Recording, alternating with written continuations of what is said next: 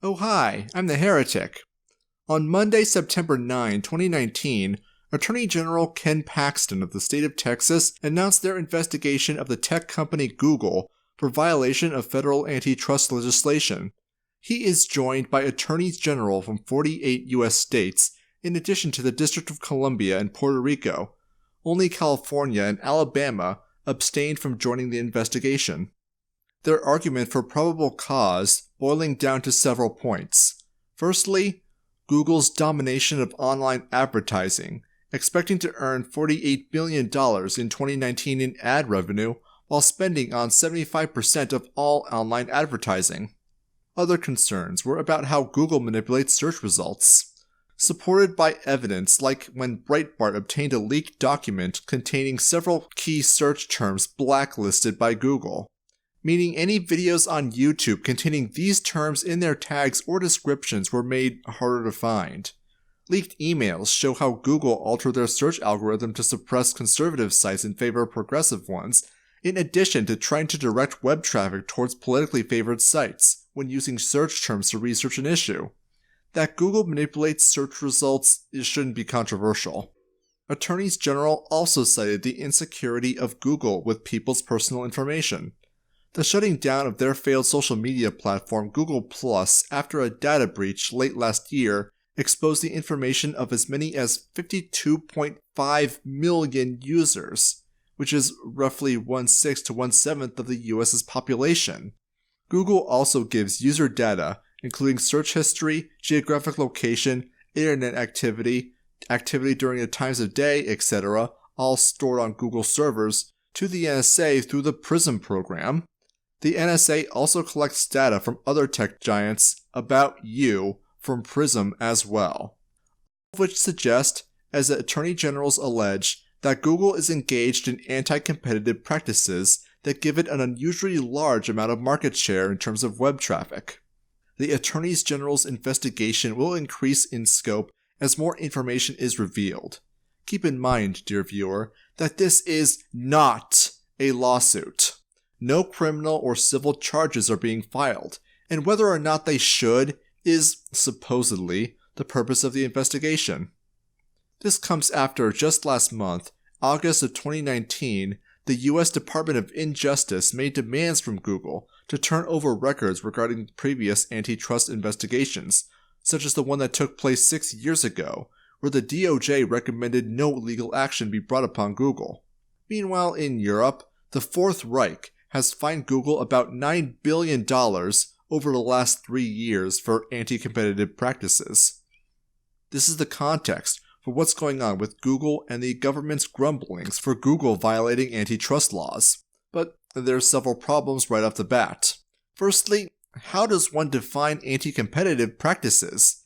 This is a fatal flaw with antitrust legislation in general, in that literally any business that sells a product, good, or service can be slapped as engaging in anti-competitive practices.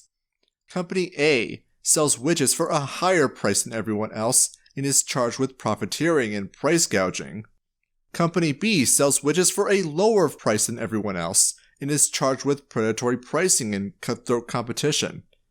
Company C sells widgets for the same price as everyone else and is charged with collusion and cartelization.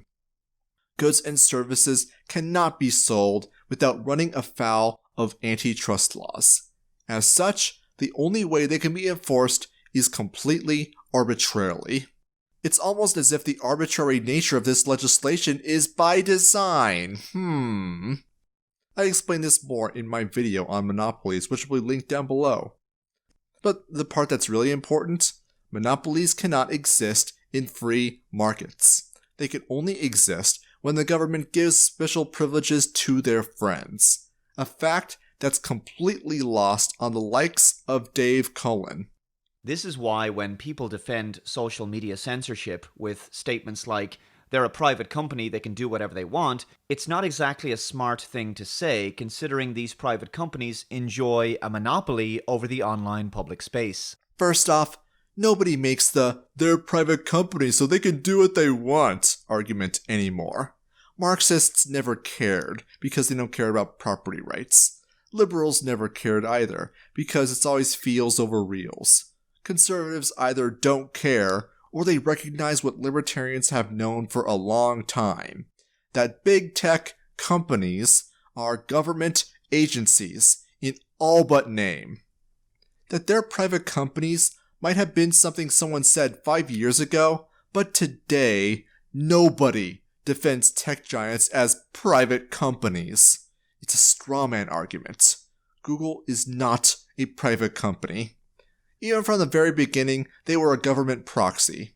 You see, Google was founded in 1998 by Sergey Brin and Larry Page after doing research at Stanford University as students on a project called Massive Digital Data Systems, the technology that would be the foundation of all search engines everywhere. But as students, they reported to Dr. Bhavani Thurasingham and Dr. Rick Steinheiser. Thurasingham worked on MDDS systems at Mitre Corporation, another government front group that's very open about its participation with alphabet soup organizations. In addition, Thurasingham has been employed by the CIA, NSA, Air Force, and other government agencies. Another front group called the Highlands Forum served as the funding mechanism by which the alphabet soup may provide funding and materiel to certain projects they deem useful. Previous Highland Forum clients include Rand Corporation, Cisco, Human Genome Services, eBay, PayPal, IBM, Microsoft, AT&T, the BBC, Disney, General Electric, and Enron. If any of those names sound familiar, good. You're paying attention. They also received funding from the Digital Library Initiative, a program sponsored by the National Science Foundation, NASA, and DARPA. In 2004, Google bought the rights to Keyhole, mapping software developed by CIA venture capital firm In-Q-Tel. In-Q-Tel's director of technical assessment, Rob Painter, would later join Google. In 2007, Painter, who was working for Google, told the Washington Post that Google was selling secret versions of their technology to civilian, military, and intelligence agencies of the government. Keyhole technology would later be developed into Google Maps and adapted for use by the US military to map out towns during the war in Iraq and Afghanistan, both of which would go on to cause the deaths of thousands of Americans and millions of civilians. In September 2013, a paper on cyber deterrence was published to the internet. It was written by Jeffrey Cooper, a founding member of the Highlands Forum, and presented to General Keith Alexander, then head of the NSA, on a Highlands Forum session titled Cyber Commons, Engagement and Deterrence in 2010. In it were discussions about how digital information systems ought to be utilized to gain in-depth knowledge of those who threaten the state's interests, seeking to use cognitive behavioral patterns to predict their enemies' every move. Where have I heard this before? Anyways, in 2012, Highlands Forum co-chair Regina Dugan left DARPA for a Google job as a senior executive. Around the same time, General Keith Alexander was emailing Sergey Brin, one of Google's founders, about cooperation with the state about information sharing, calling Google a key member of the US military's defense industrial base. According to one email, Chief Technology Officer and former Highlands Forum delegate Michelle Quaid told Pentagon officials in July of 2014 that many of the Army's 2025 technology goals can be realized with commercial technology available or in development today, and that industry is ready to partner with the Army in supporting the new paradigm. Here's how all this works. A promising technology startup is identified by the state, who uses In-Q-Tel to fund their development. Being beholden to the state, the startup then sells their cutting-edge technology back to the government, who uses it to spy on you and murder foreigners. So no, Google is not a private company. It's a revolving door where hundreds of government employees can get Google jobs and vice versa. They're the R&D division of the Department of Defense that just so happens to be profitable. They receive hundreds of millions in waived taxes and reimbursements from state governments, as well as large government contracts. We know, for example, Google refused to continue working on Project Maven, which was projected to have a budget of about $250 million, and are competing to get a $10 billion contract to develop cloud computing for the Pentagon. Google was founded because of the government, receives funding from the government, sources its talent from the government, its managerial and executive positions are headed by government agents, so what warped reality must one delude themselves to call Google a private company? But essential services and utilities, like telecommunications or electricity suppliers, cannot be allowed to discriminate against an individual based on arbitrary justifications like their political views, for example. Because after all, it's not like there's an overabundance of such suppliers to choose from. But the question is never asked. Why isn't there an abundance of suppliers to choose from?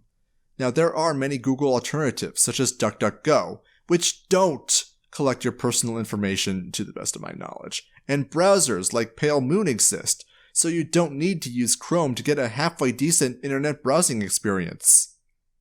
In 1907, there were dozens of electricity companies in the city of Chicago alone. I've covered this at length in my Monopoly video and various videos on net neutrality.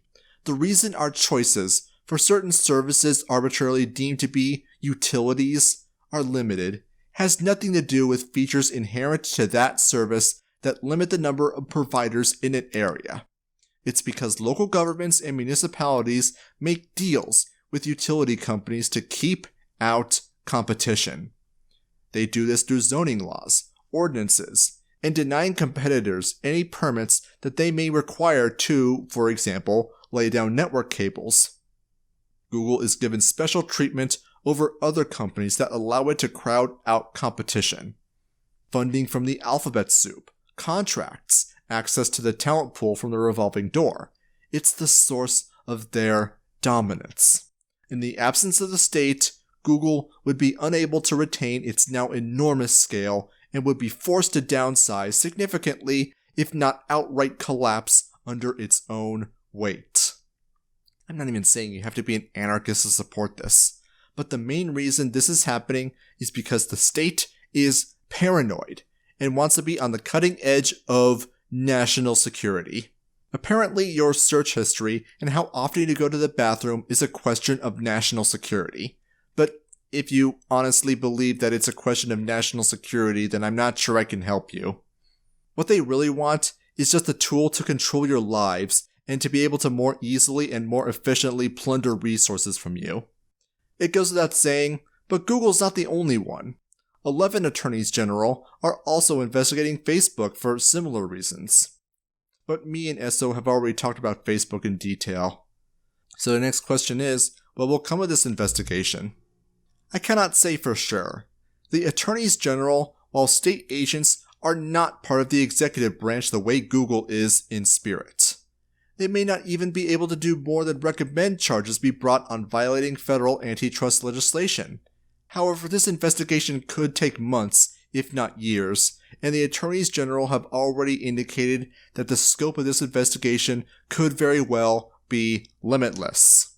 I don't believe this is a shakedown, like the antitrust litigations against Microsoft in the late 90s were, because Google has been good about bending the knee to their overlords, even though the lobbying expenditures are hidden after 2014, where they spent almost $17 million on lobbyists.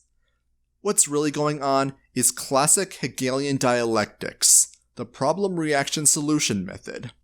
Problem: the government creates a technology megacorporation to act as a 1984-style Big Brother, complete with mass surveillance and censorship.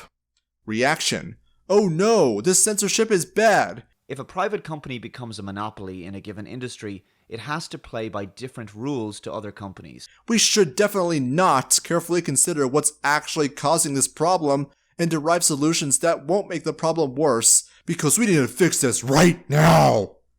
Solution: the government swoops in to solve the problem it created by giving itself even more control over what companies like Google can say or do. Ostensibly in the name of consumer protection, but in effect making it harder for startups to compete with Google, all to trick you into thinking their taking of your liberty is in your interests. This has been the playbook of not only the government, but big corporations since the 1850s. Create a problem, the government regulates the corporations that caused the problem. The solution results in increased barriers to competition, cementing into place the very monopolies and cartels that the legislation was supposedly fighting to prevent. Back when railroads could not cartelize without state intervention, all the way to tech giants today. But the way we solve this is not through a coercive monopoly and arbitration. We solve this through the decentralization of networking. When every user is their own ISP, their own search engine, their own cellular provider, their own DNS service, their own internet. This kind of rampant censorship and surveillance, whether it's by a big corporation or a state, becomes impossible. This is what us at the FNet project are working on, and we can't wait to show you what we've got when it's done. But anyways, here's a pro tip. When the government advertises anything they're doing as bipartisan, that means it's detrimental to your liberty. Questions, comments, critique? Do you think this investigation will go anywhere? Will charges be filed but Google acquitted? Leave a comment below. Support me on Patreon. Like, share, and subscribe to become a heretic today.